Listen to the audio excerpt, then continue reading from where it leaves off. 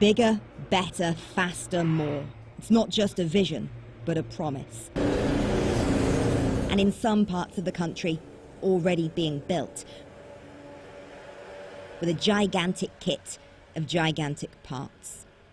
High-speed rail, we've been told many times by the Prime Minister, is the future, transforming travel, essential to levelling up. And so today, as the 160-page integrated rail plan was published, Boris Johnson headed north to give us his headline from it. Bigger and better, only sooner and cheaper. It's a monumental programme for rail investment, for commuters, for passengers in the East Midlands, West Midlands, the whole of the North. Meanwhile, on another train... This was the first test of levelling up, and the government has completely failed and let down everybody in the North. The devil, of course, is in the detail, but also the geography. Plans harder to scale back in the South and Midlands, where building on HS2 is already happening. Easier to unpick further north.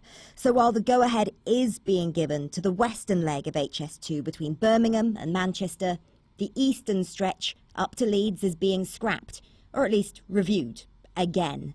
And it's not just HS2. The plan for Northern Powerhouse Rail between Manchester and Leeds is also being scaled back. The largest single rail investment ever made by a UK government. And it's on the Yorkshire side of the Pennines where most of the scaling back is happening. And so the travel transformation meant to coax more of us off the roads might not be so transformative in Leeds. Why are you guys here? Work, sales meeting. So you've driven? Yeah. Why not on the train? The answer from these colleagues, 3 of them called Emma, with a Sarah in tow too, is not just critical of public transport. If there was a better system and it was a bit more like catching an aeroplane, there was a bit more structure around it, and then yeah, I'd happily get the train. The fact that we've been promised HS2 coming here and then high-speed rail across as well for so many years, and now it's being certainly scaled back. What do you make of that? It's not to be expected, because they're not going to invest up here, because their investment's all down south. That's what the Tories do. They're not going to invest up here. They've got their red wall seats. They've got what they needed to get through. They don't need to actually go ahead with what they said they'd do, because they've got the votes in now, so. But to say HS2 isn't popular with everyone is probably an understatement. There's the timescales, the trees cut down and the cost. 9 years ago, an estimated 30 billion. By the start of this year, as high as 98 billion. So some think a rethink is no bad thing. I do believe that we should, as a nation, be embracing bold projects, but I also do think that times have changed significantly.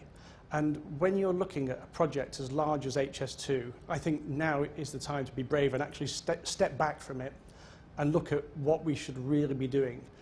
Not just to connect cities, but also to connect communities. But this is not just about going faster north to south. It's about east to west too. And, crucially, capacity.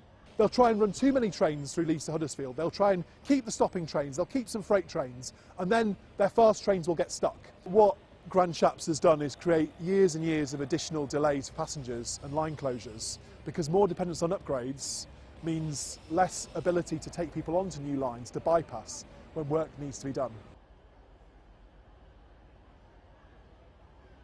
And Claire is with me now, and the government's been talking about capacity and speed.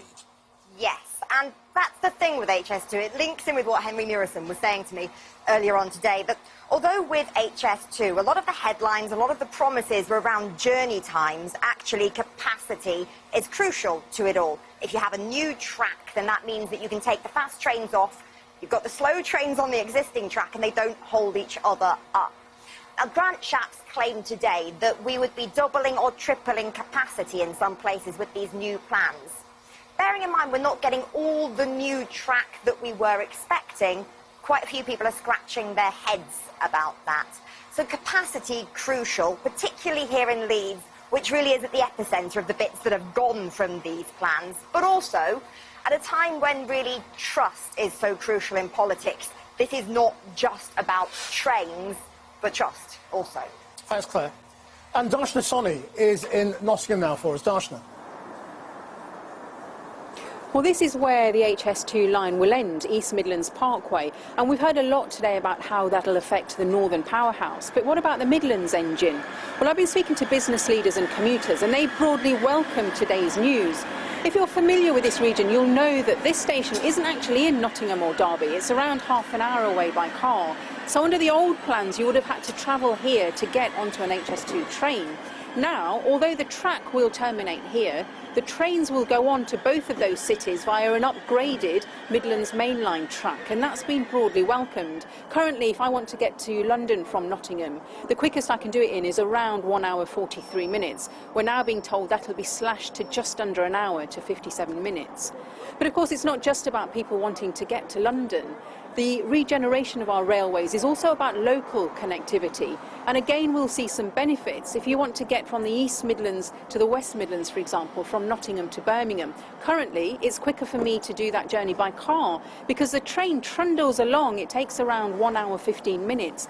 Now we're being told that'll be slashed to under half an hour, to 26 minutes. There has been some disappointment and some criticism, particularly in Towton, which is around 20 minutes from here, which would have seen a new HS2 station with lines that would have gone on up to Leeds. Now that that has been shelved, there has been criticism. But overall here in the Midlands, today's plans have been broadly welcomed.